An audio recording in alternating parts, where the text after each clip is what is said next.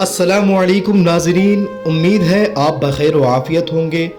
कल हमने बात की थी कि इस्लाम में ख़तना आखिर ख़तना क्यों कराया जाता है। इस पर काफ़ी लंबी बात हुई थी। आज हम बात करेंगे कि सरकमसीज़न के बेनिफिट्स क्या है, आखिर ख़तना कराने के फ़ायदे क्या है। तो नंबर 1, फाइमोसिस। इसका मतलब ये है कि कुछ लोगों के आगे के चमड़े बचपन से ही इतने सख्त होते हैं कि उस चमड़े के सख्त होने की वजह से वो पीछे नहीं कर पाते, और वो चमड़ी पीछे जाएगी नहीं तो फिर पेन हो सकता है और ब्लीडिंग भी हो सकती है। दूसरा, पैराफाइमोसिस। इनमें भी स्किन इतनी सख्त होती है कि अगर एक बार पीछे चली गई तो वापस आगे नहीं आ सकती।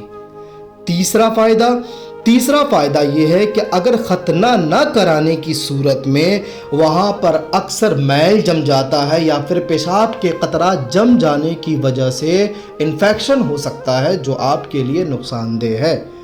चौथा ये है कि ये बहुत कम होता है कि ये जो आगे का स्किन होता है उसका कैंसर भी हो सकता है, और अगर ट्यूमर रहा तो इस दौरान डॉक्टर्स खुद ख़तना कराने की सलाह देते हैं। अब इसके साइड इफ़ेक्ट्स क्या है? तो इसके साइड इफ़ेक्ट कुछ ज़्यादा ख़ास नहीं है। कुछ दिनों के लिए सूजन या फिर स्वेलिंग हो सकती है, थोड़ा पेन हो सकता है, मगर याद रखें ये बस टेम्परोरी ही रहता है। अब आते हैं कि मेडिकल साइंस क्या कहती है, क्या ख़तना करवाना चाहिए या फिर नहीं करवाना चाहिए। तो आप ये देखें कि आज HIV एड्स एक ऐसी बीमारी है जिसका इलाज आज भी मुमकिन तौर पर किसी का नहीं हो पाता है। HIV से बचने वाले लोग बहुत कम ही हो पाते हैं। आप देखें तो ऐसी सूरत में अमेरिका के टॉप 14% डॉक्टर्स ने वहाँ के 1990 में एक मैगज़ीन जो चलता है वहाँ, जिसका नाम टाइम्स ऑफ मैगज़ीन है, उसमें 14% डॉक्टर्स, अमेरिका के डॉक्टर्स ने ये कहा कि HIV जैसा मर्ज़ हो या फिर कैंसर हो या फिर वहाँ की ट्यूमर जैसी कोई बीमारी हो, अगर कोई शख्स अगर HIV जैसी बीमारी से बचना चाहता है तो उसके लिए ज़रूरी है कि वो ख़तना करवाए।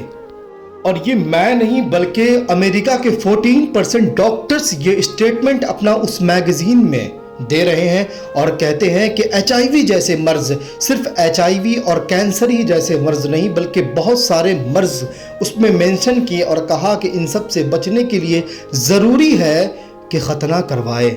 तो आपने देखा नबी करीम सल्लल्लाहु अलैहि वसल्लम ने जिन भी बातों का हुक्म दिया है उनकी हर एक बात के पीछे बहुत बड़ी बड़ी हिकमतें हैं। इंशाअल्लाह तबारक व तआला हर वो बात जिससे ये सवाल ज़ाहिर हो कि इस्लाम में ये बात क्यों है, आखिर ऐसा क्यों कहा गया, इस्लाम इस बात का क्यों हुक्म देती है, इसके क्या फ़ायदे हैं, इंशाअल्लाह हर एक बात पर वाज़े तौर पर बहस करने की कोशिश करूँगा। तब तक अस्सलामु अलैकुम व रहमतुल्लाह।